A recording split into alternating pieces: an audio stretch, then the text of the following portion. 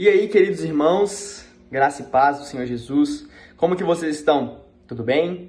Boa noite, bom dia, boa tarde. Queridos, queria falar com vocês sobre Lucas, capítulo 5, capítulo 6 e capítulo 7, beleza? Gente, vamos começar aqui, exatamente examinando essa leitura de Lucas, a gente consegue ver realmente que Lucas ele tem algo a mais do que como nos outros evangelhos que nós lemos. Nós conseguimos perceber que Lucas, ele tem, como que a gente pode descrever? Mas ele tem mais proximidade com as palavras. Ele consegue falar mais assertivo quando ele fala, de forma que a gente consiga entender melhor. Às vezes ele não dá tantos detalhes, porém, com o que ele diz, nós já conseguimos ter esse vislumbre do que ele está querendo dizer. Então nós vemos que ele é uma pessoa, como assim, ele é bem instruída, ele é bem letrado, né? Assim, por ele ser médico, então ele tem esse conhecimento de estudo, ele sabe como escrever, como manipular as palavras, e nós vemos isso nesse evangelho, tá? Queridos, aqui em Lucas 5, eu queria chamar a atenção para vocês, para essa parte aqui, sobre Jesus providenciar a pesca maravilhosa. A minha Bíblia, ela é uma Bíblia de estudo, tá bom? Ela é uma Bíblia mais de aplicação pessoal. Então, ela não é aquela Bíblia de estudo mega blaster e tudo. Só que eu consegui achar nela algo muito interessante que eu queria compartilhar com vocês. Numa nota de rodapé dela, falando exatamente sobre a pesca maravilhosa, tem o seguinte: Simão Pedro ficou maravilhado com esse milagre. Sua primeira reação foi sentir a sua insignificância. Simão Pedro ficou maravilhado com esse milagre. Sua primeira reação foi sentir sua insignificância em comparação com a grandeza de Jesus.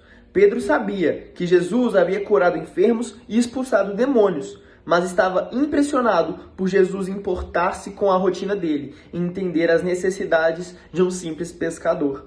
Deus está interessado não apenas em nossa salvação, mas também em ajudar-nos em nossas atividades diárias. Isso eu achei muito interessante, gente. E assim, eu poderia falar aqui, né, como se eu tivesse entendido isso, mas a minha Bíblia trouxe isso. E eu achei isso muito bacana, sabe? Um Jesus que é mais próximo ali, como é que a gente pode dizer? Mas um Jesus mais urbano, um Jesus mais light, alguém que, assim, não necessariamente vai precisar fazer aquele alvoroço, aqueles milagres e tudo, mas ele literalmente vai conseguir nos ajudar nas coisas simples, como às vezes atravessar uma rua, ou então dar sinal para o ônibus, sabe? Ou então ser um bom trabalhador, de certa forma. Então, Jesus, ele está preocupado com a gente, não só nas coisas grandes, né? Como dentro da igreja e tudo, mas muitas vezes está preocupado com a gente nas coisas simples, nas coisas medíocres, nas coisas que não são tão importantes. E Jesus, ele está lá preocupado com a gente. Por isso que a gente tem que ter essa noção de conseguir entender,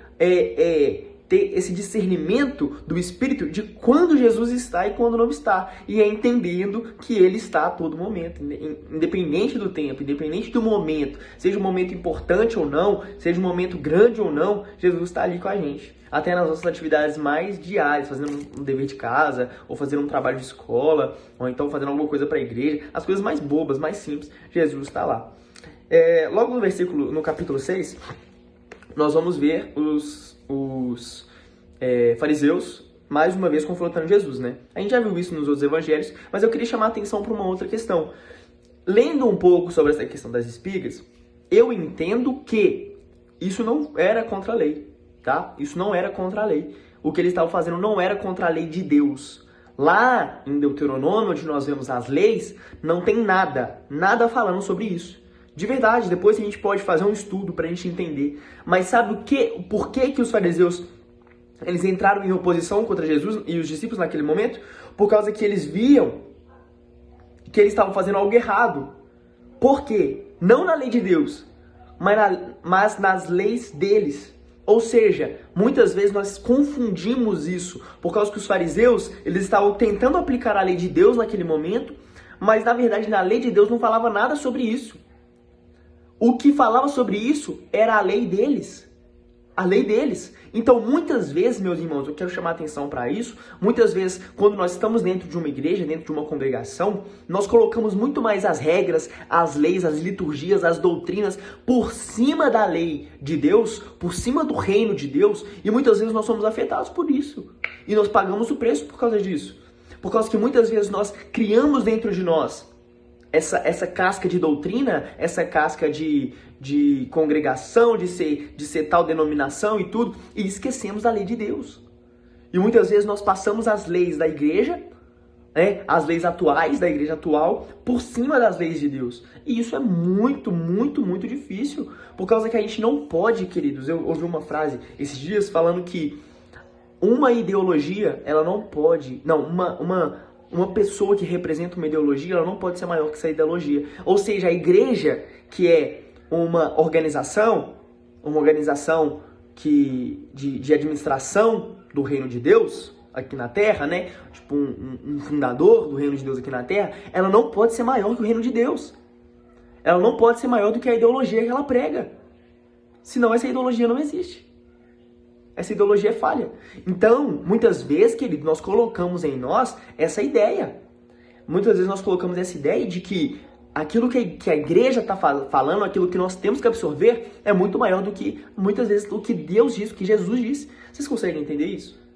E isso é muito difícil, porque nós temos que ler a Bíblia entendendo ela para conseguir aplicar para nós mesmos. Não simplesmente sermos seguidores de um discurso. Nós temos que ter senso crítico, nós temos que ter sangue quente, cabeça fria, ouvir aquilo que está sendo dito para nós, aquilo que estão querendo que nós nos alimentemos e fazer uma comparação, falar, isso está realmente na Bíblia? É assim mesmo que Jesus quer? É desse jeito? Será? Será? É isso que nós temos que fazer, tá bom? Logo aqui no capítulo 7, queridos, nós vamos ver o oficial romano, mas queria entrar mais aí na parte da pecadora que unge os pés de Jesus. Bom, a gente vê isso nos outros evangelhos também, mas eu queria falar uma nota de rodapé da minha Bíblia, tá? Embora a mulher não fosse uma convidada, ela entrou na casa e ajoelhou-se aos pés de Jesus. Naquela época, era habitual reclinar-se durante as refeições. Os convidados para o jantar reclinavam-se em sofás, de modo que, bem próximo à mesa, ficava a cabeça, apoiada em um dos cotovelos, e o corpo ficava esticado para trás. Assim, aquela mulher poderia facilmente ungir os pés de Jesus, sem aproximar-se da mesa. O que eu quero dizer com isso? Naquela época, a mulher ela não era convidada. Ela não era chamada para estar ali na mesa. Sabe o que ela fez? Ela entrou mesmo assim.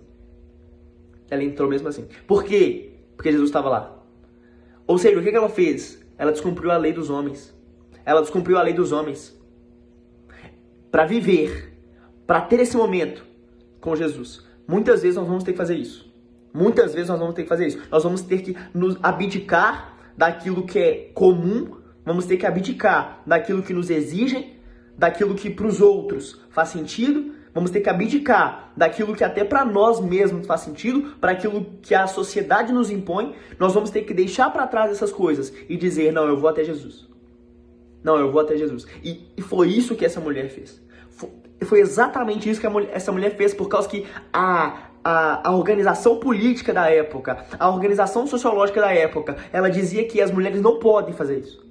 Não podem fazer isso. Mas ela simplesmente ia ficar lá na janela olhando para Jesus, sem poder se aproximar dele. Era isso que ela ia fazer? Não. Não, ela não podia fazer isso. Então ela falou o seguinte, não, eu vou ter que abrir mão. Eu vou ter que abrir mão. E independente se eu for presa, independente se eles me julgarem, independente se eles me mandarem pra prisão, me matarem, tanto faz. Eu vou fazer isso. Por causa que Jesus está ali na minha frente. Esse é o momento, esse é o time. Eu tenho que ir. E ela abriu mão da lei, ela abriu mão do julgamento, ela abriu mão daquilo que poderiam pensar dela, porque Jesus estava ali naquele momento e é isso que importa.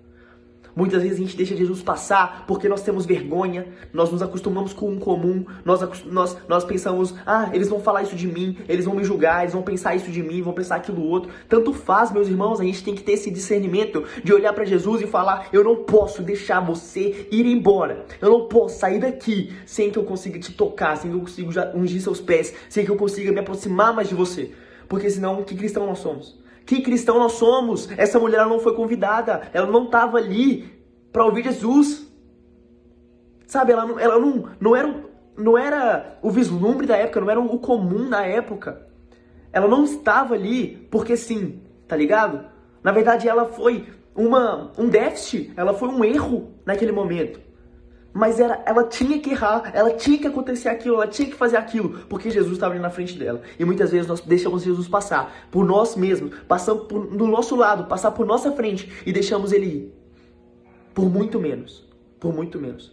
E isso eu digo assim, com muita autoridade, porque eu fui uma dessas pessoas. Eu fui uma dessas pessoas que Jesus me chamou e eu disse não. Eu fui uma dessas pessoas que Jesus disse, ei, vem. E eu falei, não vou ficar. Então se coloque nesse lugar. Se coloque nesse lugar de entender que Jesus está na sua frente. Quando Jesus estiver na sua frente, não hesite em se aproximar dele. Não hesite em correr para ele. Independente do que os outros vão pensar. Independente daquilo que a sociedade julga lógico. Independente daquilo que a sociedade julga certo. Independente de tudo. Todas as coisas, elas podem convergir para que não aconteça. Você, vendo Jesus, você tem que se aproximar dele. É isso que eu pego para esse devocional, é isso que eu prego, coloquei na minha vida também, isso é massa demais, tá bom, meus irmãos? Então é isso, Lucas 5, 6, 7, feito para a glória de Deus, tá bom? Vamos seguir firme, nós estamos juntos nessa, daqui a pouco a gente tá acabando, e é isso aí, beleza? Tamo junto, meus irmãos, vocês fiquem com Deus, tchau!